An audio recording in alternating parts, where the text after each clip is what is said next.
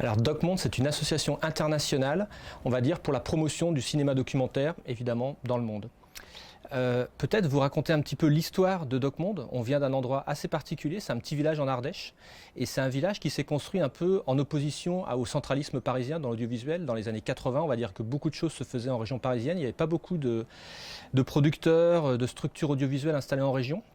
Et nous, on est basé dans un petit village qui s'appelle Lussas, de 1000 habitants, où se sont développés depuis les années 80 des tas d'initiatives pour promouvoir le cinéma documentaire. Donc ça, il y a une histoire interne à la France, en opposition au centralisme, et finalement DocMonde, c'est un petit peu la même chose, transposée dans d'autres régions du monde, dans l'idée qu'on puisse aider à se développer des filières audiovisuelles dans des endroits où finalement il n'y a pas beaucoup de films qui sont faits localement.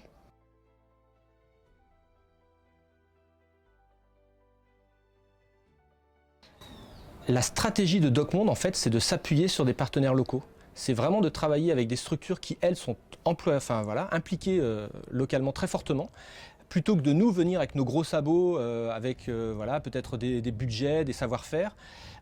L'idée, c'est plutôt de s'associer avec des gens qui sont sur place. Nous, on va apporter quelque chose parce qu'on a une expérience, on a une expertise, on a des réseaux, mais jamais l'idée n'est de prendre la place d'un partenaire local qui, lui, est implanté toute l'année sur le terrain. Nous, on va toujours venir en plus apporter notre savoir-faire, mais s'appuyer sur des structures locales. Alors, on ne va pas les créer, mais on va les accompagner, on va essayer de les renforcer.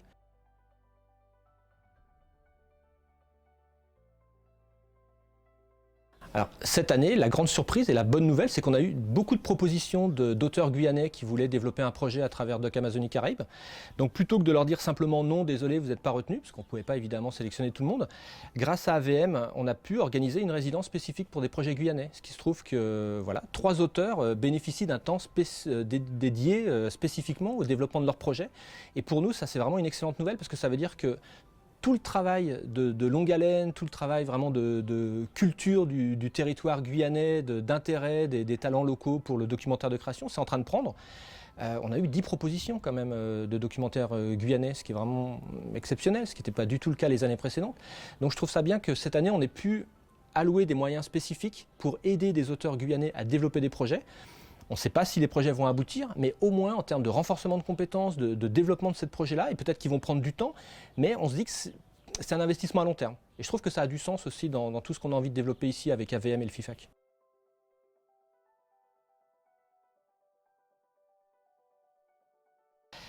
Alors, le travail de DocMonde pendant les résidences d'écriture, c'est quand même très spécifique. Il s'agit en fait d'accompagner des gens qui ont une idée de film pour que ça devienne un film. C'est-à-dire que les gens souvent ont une idée assez embryonnaire, c'est souvent une bonne idée avec des personnages, des situations, mais ce n'est pas encore un film. Pour construire un film, ça demande beaucoup de travail et notamment beaucoup d'écriture. Ce qu'on ne se rend pas forcément compte dans le documentaire de création. On pense qu'on peut aller tourner vite, mais en fait il faut beaucoup travailler en amont pour concevoir les films avant d'aller tourner. Donc ce qui se passe pendant les ateliers d'écriture, c'est qu'en fait un auteur expérimenté va travailler plutôt avec des jeunes auteurs pour les aider à structurer leurs pensées sur le film, leurs intentions de réalisation. Et c'est des choses très concrètes, des exercices d'écriture, parfois des petits exercices de tournage, ou bien les renvoyer, faire des repérages quand on est à proximité du lieu de tournage du projet. Et ça demande beaucoup de temps. Alors nous, on essaie de faire ça en 2 semaines de façon très intense pour les aider à franchir un cap, mais derrière, le temps de développement du projet, d'écriture, il va se faire parfois sur plusieurs années. Et c'est là où le deuxième temps de nos activités à DocMonde est important. Ce sont des rencontres de coproduction, des rencontres professionnelles qui permettent à des auteurs de rencontrer des producteurs. Et en fait, ce sont ces producteurs-là qui vont donner les moyens aux auteurs, à la fois des moyens d'expérience, parce que les producteurs, eux, ils font beaucoup de projets chaque année. Ils ont de l'expérience de longue haleine et des moyens financiers, des moyens techniques pour leur permettre d'aller plus loin dans l'écriture du projet jusqu'au moment où on va pouvoir commencer à financer le film. Et en fait, on finance les films à partir de textes, on ne finance pas les films à partir d'images déjà. Il faut avoir écrit avant de tourner. C'est pour ça que à la fois l'atelier est important parce que c'est un gros travail intense d'écriture, mais les rencontres professionnelles sont essentielles parce que sans les producteurs, c'est très compliqué de faire un film dans de bonnes conditions. Donc voilà un petit peu l'assemblage que nous, on essaie de mettre en place.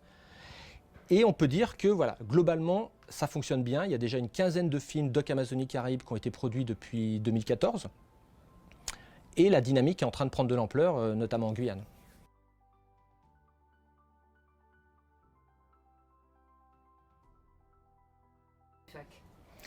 Alors DocMonde est intervenu ici en Guyane à la demande d'AVM, en fait, Atelier Vidéo Multimédia, dirigé par Didier Vanina, qui ont contacté la structure DocMonde parce qu'on commençait à avoir une petite renommée. Effectivement, l'USAS en France, c'est quelque chose d'un peu reconnu.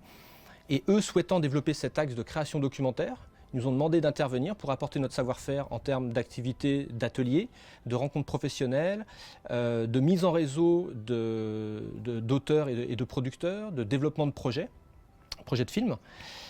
Et ça, petit à petit, ça a pris de l'ampleur, ça a attiré un petit peu l'attention d'autres partenaires comme France Télévisions, et c'est ça qui a permis de faire venir, de développer en fait le FIFAC comme un événement un peu catalyseur de toute cette dynamique.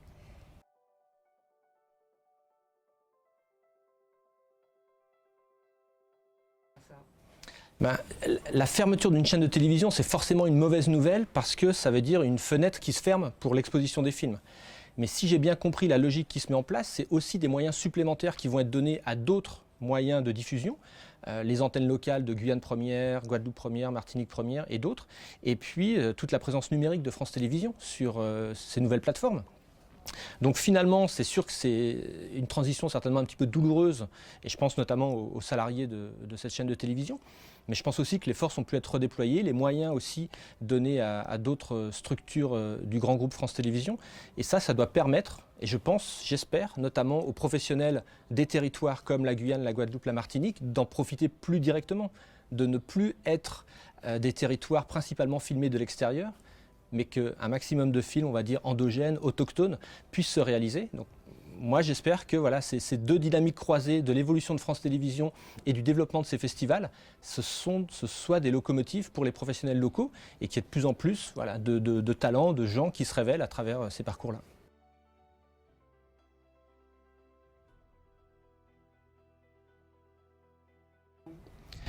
Je pense que le documentaire, c'est le genre qui se développe le plus avec l'animation, je crois. Dans tous les secteurs du monde, même dans les pays où il y a peu de moyens, finalement, on peut faire du documentaire avec très peu de moyens techniques et financiers. C'est ça l'intérêt, en fait. Une petite équipe, une caméra, un appareil photo, maintenant, ça permet de faire des films avec très peu de budget. Et le documentaire, c'est vraiment un genre foisonnant. En plus, c'est un genre très riche parce qu'il n'y a pas un type de documentaire, il y a des dizaines de façons de faire des films documentaires. Et on observe un développement assez impressionnant de films, d'ateliers, de structures, d'événements qui permettent à des auteurs locaux de réaliser des films, de les produire dans des conditions professionnelles de plus en plus confortables, on va dire, pour qu'eux puissent vivre de leur métier.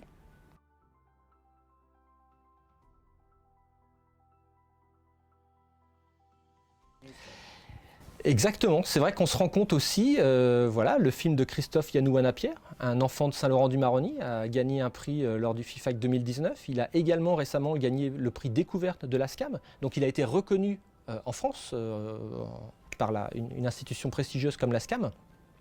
Ça valide vraiment tout le travail, ça valide à la fois l'accompagnement des auteurs, la mise en relation avec les producteurs qui sont les bons interlocuteurs pour aider ces auteurs-là à être aussi ambitieux qu'ils pourraient l'être. Et ça, pour nous, c'est aussi important par rapport au rôle des festivals. C'est un petit peu comme des labels qui viennent valider tout l'accompagnement qu'on a pu mettre en place. Et c'est vrai que l'année dernière, les prix remportés par Christophe Yanouana-Pierre et Jessica Génius d'Haïti, ça a été pour nous un vrai baume au cœur parce qu'on s'est dit que voilà, tout le travail accompli depuis des années était en train de porter ses fruits.